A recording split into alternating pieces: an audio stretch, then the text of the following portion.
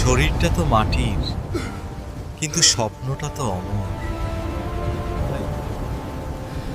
আপনি ছাড়া এই পথটা বড্ড একা হয়ে গেল। আপনার মতো সাহস আমি কোথায় পাবো? সাহস বাইরে থাকে না, সাহস থাকে মনের ভেতর। এই দেশ এখন তোমাদের আমানত। এক হাদি চলে গেছে তো কি হয়েছে?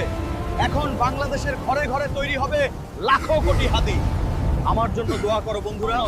এই দেশকে রক্ষা করা ও দুর্নীতি মুক্ত করা এখন তোমাদের দায়িত্ব। আমার পথটা ধরে রেখো, এ দেশটাকে শত্রুর হাতে যেতে দিও না। বিদায় বন্ধুরা, চির বিদায়।